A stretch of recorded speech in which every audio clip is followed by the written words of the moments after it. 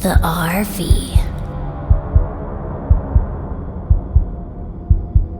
My mom said it was only for a week.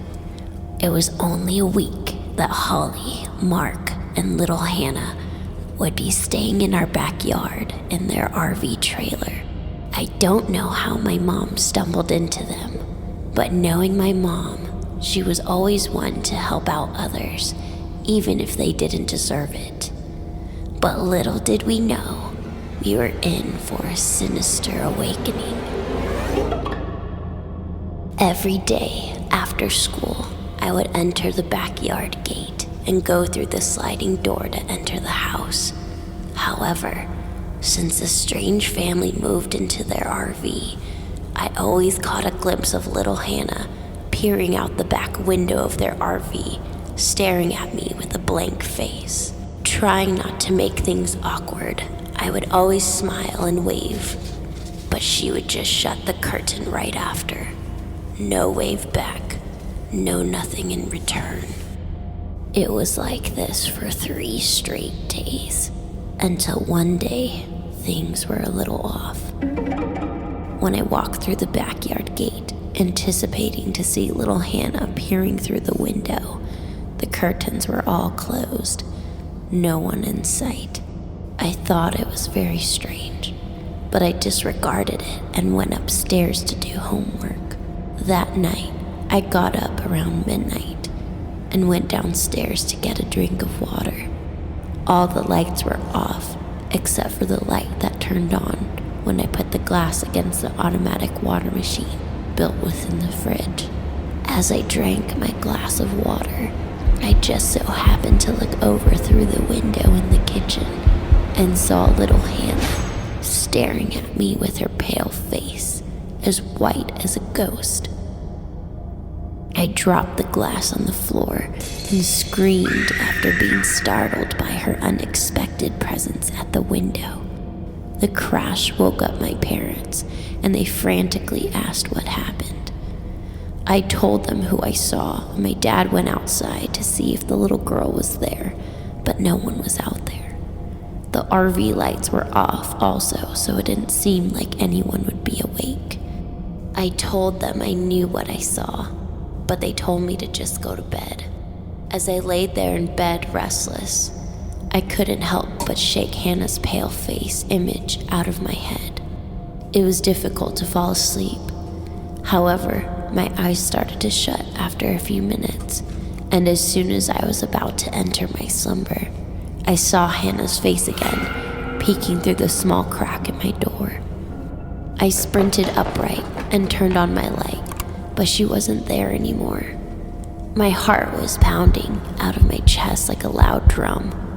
I needed to get my mind together on what was happening, and if it was just my imagination. I tried to brush it all off and turned off the light again. But there she stood now at the edge of my bed, standing in a white nightgown, holding a little teddy bear against her chest. She then said something to me that sent a bitter chill down my spine. She whispered, "Help me." And then she just vanished into thin air. I couldn't speak. I couldn't breathe. I couldn't move at all. It was the next morning, and I told my mom everything that happened last night. She was so confused and couldn't understand nor believe what was coming out of my mouth. To bring me reassurance that it was all in my head, my mom decided to take me to their RV to meet each one of them in person. She knocked on the door, but no one answered. She knocked a little harder this time, and the door creaked open, but no one was there. My mom bravely walked in and said, "Hello." I could barely move from the fear of seeing Hannah appear again out of nowhere. My mom went further in, and I could no longer see her, as all the lights were off inside, and it was still a little dark outside from how early in the morning it was. "Mom?" I said, a little concerned when she didn't respond back. Then I heard her. A sharp, high-pitched scream from my mom as she came running back through the front door, telling me to call 911. We frantically both ran back to the house, and I kept screaming at my mom. What happened?